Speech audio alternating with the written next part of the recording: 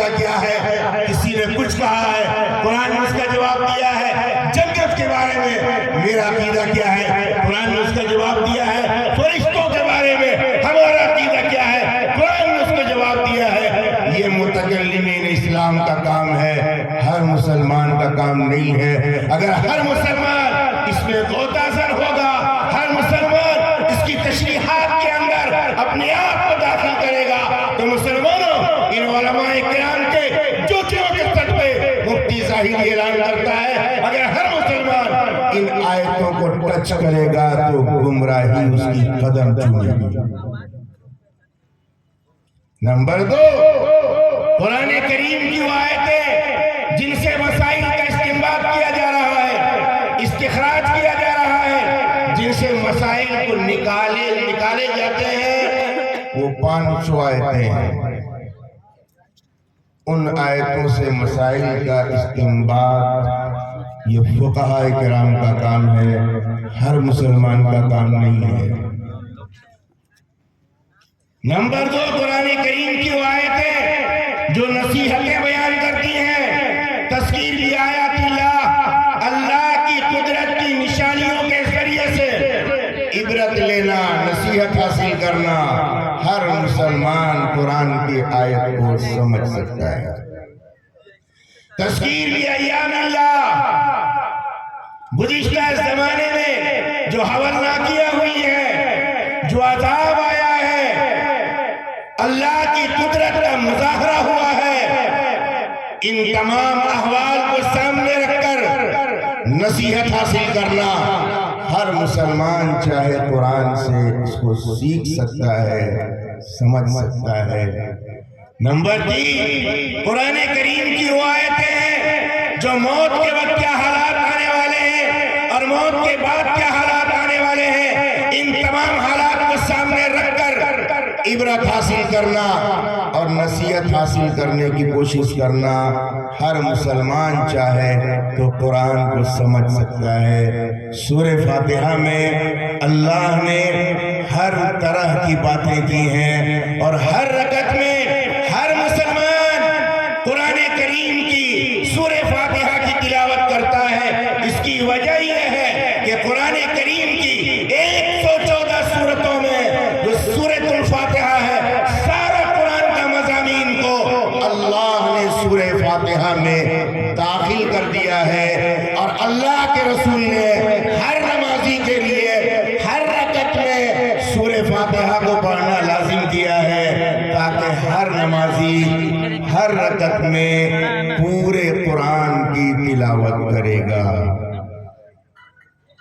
اب اللہ نے فرمایا الحمدللہ رب العالمین، ساری تعریفیں اللہ کے لیے ہے۔ کیا تعریف ہم نے کی ہے کہ ساری تعریفیں اللہ کے لیے ہے؟ یہ زمین اللہ نے بنائی ہے، آسمان اللہ نے بنایا ہے، شجر و حجر اللہ نے پیدا کیا ہے، بر و بر اللہ نے پیدا کیا ہے، یہ ساری تعریفیں اللہ کے لیے ہے۔ اور مسلمانوں، آج اتنا بڑا مجمع جمع ہے، یہ ہر ایک کی بس کی بات نہیں ہے، اللہ نے دل میں ڈالا ہے، تب جا کر یہاں پر مسلمان آئے ہیں۔ آنے کی بنیاد اللہ ہے، اللہ ہے، اللہ ہے، ساری تعریفیں اللہ کی ہے۔ مائک بہت اچھا چل رہا ہے میرے دوستو، یہاں بھی تعریف اللہ کی ہے۔ اس مائک کو کس نے بنایا؟ جس نے اس مائک کو پیدا کیا، جس نے اس مائک کی سائنسی ایجادات کی ہے، تحقیق کی ہے، اور یہاں سے وہاں تک آواز کو، ساؤنڈ کو ٹرانسفر کرنے کے لیے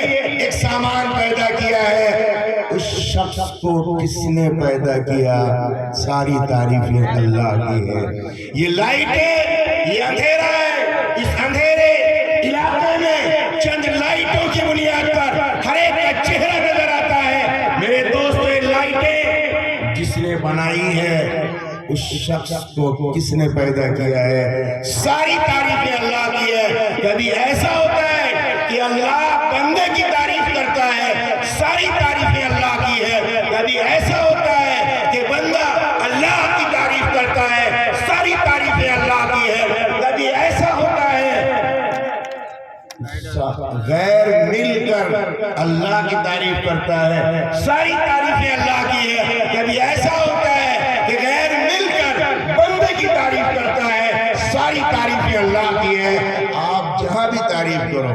کی آواز بہت اچھی ہے، نعت خواں نے ایسی شاندار نعت پڑھی ہے۔ میرے دوستو اس نعت خواں کو پیدا کس نے کیا ہے؟ ساری تعریفیں اللہ کی ہے۔ نقیب اجلاس نے شاندار کتابت کی ہے، اس نقیب کو پیدا کس نے کیا ہے؟ ساری تعریفیں اللہ کی ہے۔ الحمدللہ رب العالمین الرحمن الرحیم، جو اللہ ساری تعریف کا مستحق ہے، جو اللہ صرف اور صرف تعریف کا لائق ہے۔ ساری دنیا کے اندر جس کی بھی تعریف کی جائے گی وہ عارضی ہے، وہ ٹیمپریری ہے، وہ وقتی ہے، اور اس کے پچھے پردہ اللہ کی قدرت شامل ہے، وہ ساری تعریف لوٹ کر اللہ کی طرف جاتی ہے۔ تو ساری تعریفیں اللہ کی ہیں۔ الحمدللہ رب العالمین، جو اللہ ساری تعریف کے لائق ہے، اور ساری کے ساری کائنات اور کائنات کا ذرہ ذرہ اللہ کا محتاج ہے۔ اللہ کسی کا محتاج نہیں ہے، وہی خالق ہے، وہی مالک ہے، وہی رازق ہے۔ جب اللہ ایسا ہے تو وہی رحیم بھی ہے، وہی رحمان بھی ہے۔ جس نے آقا مدنی تاجدار مدینہ امام الانبیاء جناب محمد رسول اللہ صلی اللہ تعالی علیہ وسلم کو پیدا کیا اور فرمایا وَمَا أَرْسَلْنَاكَ إِلَّا رَحْمَةً لِّلْعَالَمِينَ۔ اللہ کے رسول جناب محمد رسول اللہ صلی اللہ تعالی علیہ وسلم سارے عالم کے لیے، ساری کائنات کے لیے، کائنات کے ذرے ذرے کے لیے اللہ نے آپ کو رحمت بنا کر بھیجا ہے۔ تو آپ کو رحمت للعالمین کس نے بنایا؟ وہ بھی سب سے زیادہ رحم والا ہے، رحم کرنے والا ہے۔ لیکن قربان چاہیے، ایک بڑا مسئلہ میرے ذہن میں آیا ہے، سننا چاہے تو سن لیجئے۔ شاہ ولی اللہ محدث دہلوی رحمۃ اللہ علیہ نے لکھا ہے، جو نام اللہ کا ہے وہ کسی اور کو دیا نہیں جائے گا، وہ جائز نہیں ہے۔ جو نام کسی اور کا ہے وہ اللہ کو دیا نہیں جائے گا، وہ جائز نہیں ہے۔ یہ اہل سنت والجماعت کے عقیدے کے خلاف ہے۔ جو نام اللہ کا وہ اللہ کے لیے، جو نام رسول اللہ کا رسول اللہ کے لیے، جو اللہ کا نام ہے وہ غیر کو نہیں پکارا جائے گا، جو غیر کا نام ہے وہ اللہ کو نہیں پکارا جائے گا۔ لیکن قربان چاہیے اللہ رب العالمین کو، اور قربان چاہیے عشق مصطفیٰ کو، اور قربان چاہیے اللہ تعالیٰ نے جناب محمد رسول اللہ صلی اللہ تعالیٰ علیہ وسلم سے کیسا عشق کیا ہے، کیسی محبت کی ہے۔ اللہ کا نام رحیم ہے، اللہ کا نام رؤوف ہے۔ اللہ نے یہ دو نام جناب محمد رسول اللہ صلی اللہ علیہ وسلم کو بھی عطا کیا ہے۔ اللہ نے قرآن میں کریم میں فرمایا، سورہ توبہ کی آخری آیت، لَقَدْ جَاءَكُمْ رَسُولٌ مِّنْ أَنفُسِكُمْ عَزِيزٌ عَلَيْهِ مَا عَنِتُّمْ حَرِيصٌ عَلَيْكُمْ بِالْمُؤْمِنِينَ رَءُوفٌ رَحِيمٌ۔ رؤوف تو اللہ کا نام ہے، رحیم اللہ کا نام ہے، لیکن جب اللہ خود دینے پہ آ جائے گا تو اللہ کے سامنے کسی کا چلنے والا نہیں ہے۔ آپ رحیم بھی ہے، آپ رحمان بھی ہے، اور رحیم رحم کرنے والا، رحمان بہت زیادہ رحم کرنے والا، رحیم پیار کرنے والا، رحیم شفقت کرنے والا، اور رحمان بہت زیادہ پیار کرنے والا، بہت زیادہ شفقت کرنے والا ہے۔ رحیم کے اندر معنی رحمان کے مقابلے میں تھوڑا کم ہے، اور رحمان کے اندر معنی شفقت کا رحیم کے مقابلے میں تھوڑا زیادہ ہے۔ اسی لیے مفتیان کرام نے لکھا ہے، اگر کسی کا نام عبد الرحیم ہے تو رحیم پکارا جائے، اگرچہ ادب کے خلاف ہے لیکن چل جائے گا۔ لیکن کسی کا نام عبد الرحمان ہے، کوئی رحمان پکارے گا تو نہیں چلے گا۔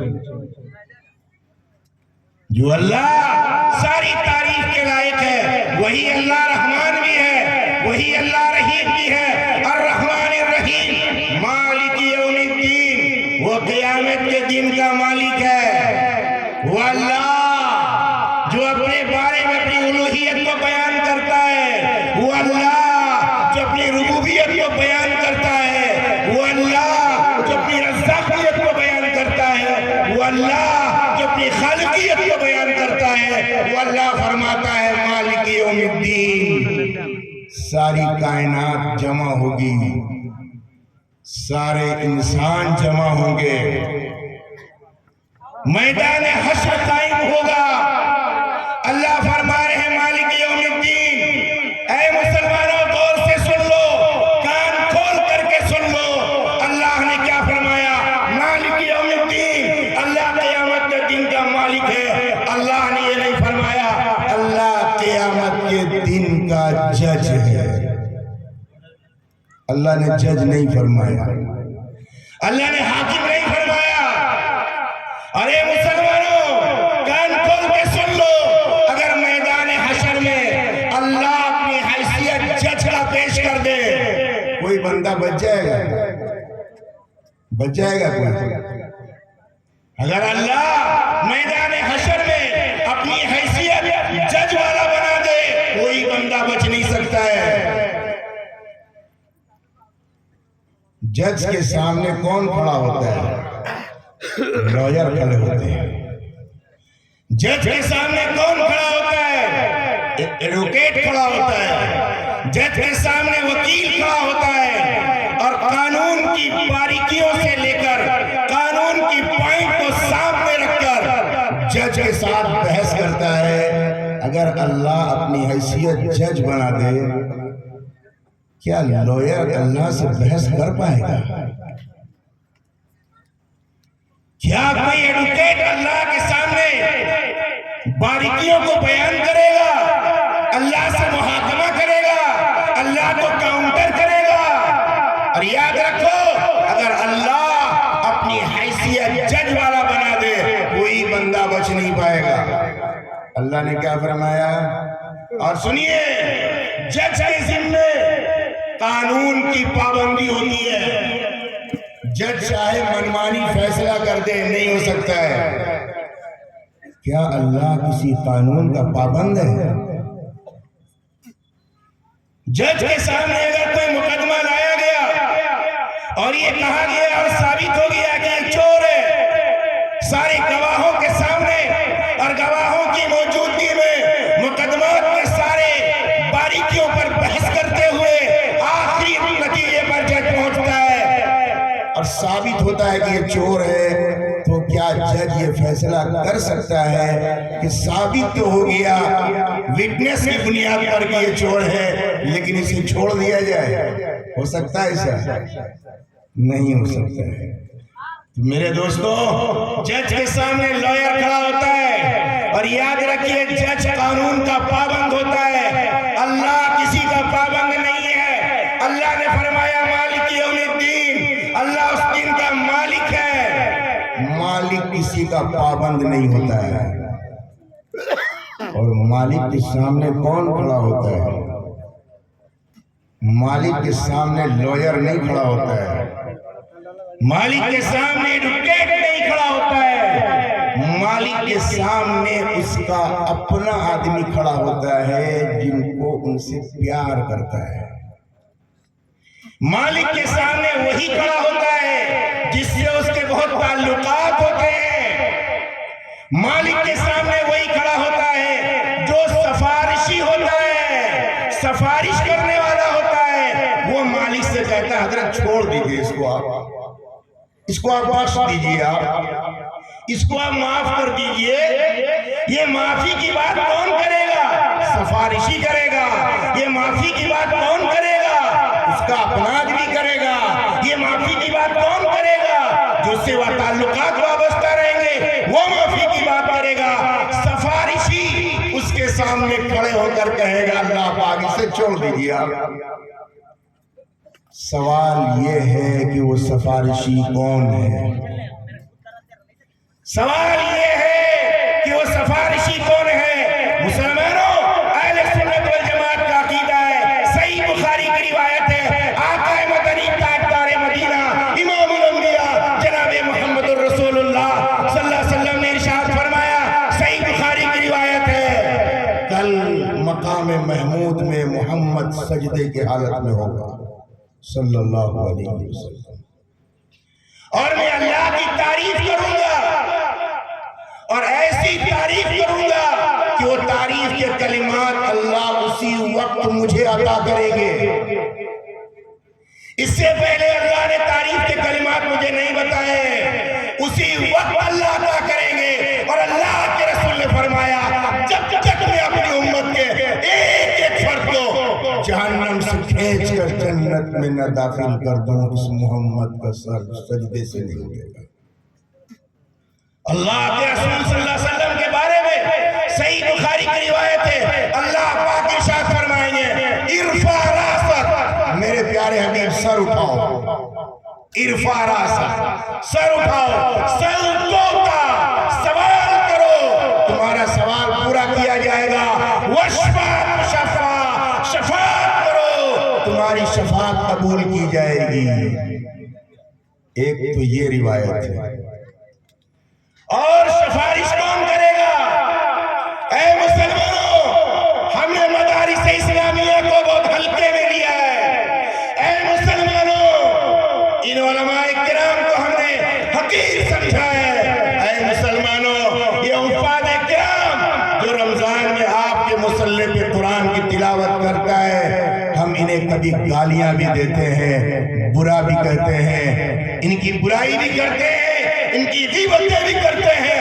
اے مسلمانوں، کان کھول کر کے سن لو، آج اسلام کو ڈاکٹر کی بھی ضرورت ہے، آج مسلمانوں کو انجینئر کی بھی ضرورت ہے، آج مسلمانوں کو آئی ایس کی بھی ضرورت ہے، آج مسلمانوں کو آئی پی ایس کی بھی ضرورت ہے، آئی آر ایس کی بھی ضرورت ہے، آئی ایف ایس کی بھی ضرورت ہے، ہر اسٹیٹ کے ڈگری ہولڈر کی ضرورت ہے، سینٹرل اور یونین کی ڈگری ہولڈر کی ضرورت ہے، سب چیز کی ضرورت ہے، سب کو اقرار ہے، سب کی ضرورت ہے، سب سے پیار ہے۔ لیکن جس کو ہم برا سمجھتے تھے، اللہ کے رسول نے فرمایا کل قیامت کے دن اس کے خاندان کے 10 آدمی جس پر جہنم کے فیصلے ہو چکے ہوں گے، یہ حافظ قرآن سفارش کر کے جنت میں داخل کرے گا۔ یہ سفارشی ہے جنہیں ہم معمولی سمجھ رہے ہیں، یہ سفارشی ہے جنہیں ہم ہلکا سمجھ رہے ہیں، کل اللہ کے دربار میں اللہ سے کہے گا الہ العالمین آپ اسے جہنم بھیج رہے ہیں، جہنم کا فیصلہ کر رہے ہیں۔ اے اللہ، جب میں حافظ قرآن پڑھ رہا تھا، مدرسے میں پڑھ رہا تھا، اور مدرسہ قاسم العلوم مجگاؤں میں پڑھ رہا تھا، یہ آ کر مجھ سے پیار کر رہے تھے، یہ کبھی آ کر چپکے سے مجھے صابن دے کر چلے جا رہے تھے، یہ آ کر کبھی چپکے سے مجھے کولگیٹ دے کر چلے جا رہے تھے، آج آپ اسے جہنم کا فیصلہ کر دیجئے گا۔ اے اللہ، نہیں نہیں، ایسا نہیں ہوگا۔ آپ کے پیارے حبیب جناب محمد رسول اللہ صلی اللہ علیہ وسلم نے فرمایا کہ اللہ کی یہاں خاندان کے 10 آدمی جس پر جہنم کے فیصلے ہو چکے ہوں گے، یہ 2 سفارش کریں گے، یہ سفارش کرنے والے ہوں گے۔ اور اس سے آگے بڑھتے ہیں ان علماء کرام جنہوں نے اپنے سینے میں قرآن و سنت کو سجایا ہے اور بچایا ہے۔ حفاظ کے لیے تو 10 متعین ہیں، علماء کے لیے تعداد متعین نہیں ہے، جتنوں کی چاہیں گے سفارش کریں گے۔ تو اللہ نے کیا فرمایا؟ مالک یوم الدین، اللہ قیامت کے دن کا مالک ہے، اللہ قیامت کے دن کا جج نہیں ہے۔ اے اللہ کا احسان ہے کہ اللہ نے اپنے لیے قیامت کے دن کے مالک ہونے کو کہا ہے، جج ہونے کو نہیں کہا ہے۔ اگر جج ہونے کی بات اللہ کرتا تو ہمارے لیے تو مصیبت بن جاتی۔ اللہ نے مالک ہونے کی بات کہی ہے، جب اللہ مالک ہوگا تو اللہ کے سفارشی تو یہ لوگ ہوں گے، تو ہم ان کی عزت کریں گے نہ کریں گے، ہم ان کا احترام کریں یا نہ کریں؟ میرے دوستو بزرگوں، ہمیں اس بات کی ضرورت ہے، ان مدارس اسلامیہ کو ہمیں آگے بڑھانا ہے۔ ایاک نعبد و ایاک نستعین، باتیں تو بہت لمبی ہیں۔ اہدنا الصراط المستقیم، اے اللہ مجھے سیدھا راستہ عطا فرما، تفصیل تو بہت لمبی ہے۔ صراط الذین انعمت علیہم، کون سا سیدھا راستہ؟ وہ راستہ جن پر آپ کا انعام ہوا ہے، وہ سیدھا راستہ ہے۔ ہر کوئی راستہ سیدھا نہیں ہے، کن پر انعام ہوا ہے؟ وَمَن يُطِعِ اللَّهَ وَالرَّسُولَ فَأُولَٰئِكَ مَعَ الَّذِينَ الذین انعم اللہ علیہم من النبیین والصدیقین والشہداء والصالحین، یہ 4 طبقے ہیں جن پر اللہ کا انعام ہوا ہے. ان لوگوں کا راستہ چاہیے ہم کو. غیر المغضوب علیہم ولا الضالین، ان لوگوں کا راستہ نہیں ہے جن پر غضب نازل ہوا ہے، اور ان لوگوں کا راستہ نہیں ہے جو گمراہ ہو گئے ہیں. یہودی کا بھی راستہ نہیں چاہیے، نصرانی کا بھی راستہ نہیں چاہیے. ہر نماز میں، ہر رکعت میں یہودی کے راستے کی مخالفت ہو رہی ہے، نصرانی کے، عیسائیت کے راستے کی مخالفت ہو رہی ہے. اور اے مسلمانوں، ہم بال عیسائیوں کی طرح رکھتے ہیں، اور وہی عیسائی کا بال رکھ کر اللہ سے کہتے ہیں غیر المغضوب علیہم ولا الضالین. ہم گھروں میں ہاف پینٹ پہن کر گھومتے ہیں، گھروں کے اندر ہاف پینٹ کا کلچر یہ کرسچن کلچر ہے، اور نماز میں کہتے ہیں اللہ ہمیں ان لوگوں کا راستہ مت دیجیے گا. ہم اپنے گھروں میں برتھڈے منا رہے ہیں، یہ عیسائیوں کا راستہ ہے، اور کہتے ہیں غیر المغضوب علیہم ولا الضالین. ہمیں عیسائی کا راستہ نہیں چاہیے، یہودی کا راستہ نہیں چاہیے. اے مسلمانوں، اگر زندہ قوم ہو تو یاد رکھو اس دیش کو اگر آزاد کیا ہے تو مدارس اسلامیہ کے بوریہ نشینوں نے کیا ہے. اگر یہ مدرسے میں پڑھنے والے بوریہ نشین نہیں ہوتے، یہ ملک غلام تھا، آج بھی غلام رہتا. ان بوریہ نشینوں نے اس ملک کو آزاد کیا ہے. تو یاد رکھو ساری تاریخوں کے سارے صفحات کا خلاصہ میں ان لفظوں میں کرتا ہوں کہ اگر یہ مدارس نہ ہوتے تو یہ مجمع نہ سکتا. اگر یہ مدارس نہ ہوتے، یہ علماء نہ ہوتے، یہ داڑیاں نہ ہوتی، یہ ٹوپیاں نہ ہوتی، اگر زندہ رہنا ہے تو مدارس کو زندہ رکھو. رکھیں گے اپنی جان کے ذریعے، اپنا مال کے ذریعے، اور سفارشی تیار کریں گے جو کل قیامت کے دن یہ سفارش کریں گے اللہ کے یہاں. کریں گے تیار اس کے لیے؟ ہاتھ اٹھاؤ بھائی. یہ مدارس سے محبت کرنے والے لوگ ہیں. بغیر کسی تمہید کا پرچی آ گئی، مطلب آپ سمجھ جائیے مجھے کیا کرنا ہے. اس پرچی کا مقصد یہ ہے کہ آپ زیادہ لمبا مت بولیے، اپنا کام پہ آ جائیے. میرا کام یہ ہے کہ اس مدرسے کو زندہ رکھنا ہے، تو ہمیں جان بھی پیش کرنا پڑے گا اور مال بھی پیش کرنا پڑے گا. کریں گے کہ نہیں کریں گے؟ کریں گے. تو زیادہ کچھ اعلان کرنے کے لیے تو کہا نہیں ہے، جنرل اعلان آپ کے سامنے ہم کریں گے جو برابر کرتے ہیں. کوئی نئی چیز ہے کیا؟ یہ نہیں ہے نا. آپ نے مدرسے سے ہمیشہ محبت کی ہے، اسی مجگاؤں نہیں، مجگاؤں کے علاوہ بھی بڑے بڑے اس علاقے کے بہت سارے مدرسے ہیں، بڑی شاندار محبتیں آپ نے کی. ہمیشہ آپ کا زبردست تعاون رہا ہے، محبتیں رہی ہیں، اور جذبات کو آپ نے پیش کیا ہے. انشاءاللہ اپنی روایت کو باقی رکھیں گے انشاءاللہ. اس کے لیے میں سارے مجمع سے اعلان کروں گا جو آج کے اس عظیم الشان اجلاس میں شرکت فرما رہے ہیں اور کرسیوں میں بیٹھے ہیں، زمین پر بیٹھے ہیں، باہر کھڑے ہیں، اور میں اپنی ماں سے، اپنی بہنوں سے بڑی عقیدت کے ساتھ، بڑے پیار کے ساتھ، بڑی محبت کے ساتھ اپیل کروں گا جو آپ نے آنچل میں باندھ کر لایا ہے، اس آنچل کا حصہ ان سفارشی کو تیار کرنے میں لگا دیجیے. آپ جو یہاں بیٹھے اپنے جیب میں آپ نے جو شاعر اسلام کو دیا ہے، میرے دوستو شاعر اسلام تو شاعر اسلام ہے. قرآن کریم کی عظمت پر نچھاور کر دیجیے. مدارس اسلامیہ کو زندہ رکھنے میں، باقی رکھنے میں، تابندہ رکھنے میں آپ نے جس طرح سابقہ روایت کے مطابق اپنا مال کو پیش کیا ہے، آج بھی پیش کریں. آج کے عظیم الشان اجلاس میں کوئی کرسی پر ایسا بیٹھا نہ رہے جس کے جیب سے پیسہ آ کر یہاں میری قدموں پہ نہ گرے. میرے دوستو آ جاؤ، سامنے راستہ بنا دو، آ جائیے. اپنی اپنی چیئر کو چھوڑ کر، اپنی اپنی کرسیاں چھوڑ کر، آئے گا الیکشن کو دور آ رہا ہے، کرسی چھوڑنے والا نہیں ہے. لیکن اے لوگو، تم نے قرآن کے نام پہ کرسی چھوڑا ہے. آ جاؤ، بٹھا دو، رومال بچھا دو، کوئی دیکھنے والا نہیں ہے. آپ نے کیا دیا ہے؟ 10 دیا ہے، 20 دیا ہے، 100 دیا ہے، 50 دیا ہے، 200 دیا ہے، 500 دیا ہے، کوئی دیکھنے والا نہیں ہے. بے انتہا۔ آؤ آ جاؤ اپنی کرسیاں چھوڑ کر راستے بنا دو، آؤ اپنی کرسیاں چھوڑ کر اور مدارس اسلامیہ کو زندہ رکھنے میں، باقی رکھنے میں، اللہ کے یہاں اس طرح کی سفارشی تیار کرنے میں جس طرح ہم نے جان لگائی ہے مان لگائیں گے انشاءاللہ۔ آ جاؤ اپنی کرسیاں چھوڑ کر، کوئی دیکھنے والا نہیں ہے اس میں کون دے رہا ہے کون نہیں دے رہا ہے، کون کتنا دے رہا ہے۔ میرے دوستو یاد رکھیے یہ ہمارے اکابرین کی روایت ہے، ہمارے بزرگوں کا حسین طریقہ ہے۔ ہم اس طریقے کے اعلان اس لیے کرتے ہیں تاکہ دنیا والوں کو یہ دکھلا دے کہ مدرسہ اسی طرح چلتا ہے، مدارس اسی طرح چلتے ہیں۔ ہم دنیا والوں کو دکھلانا چاہتے ہیں کہ ہمارا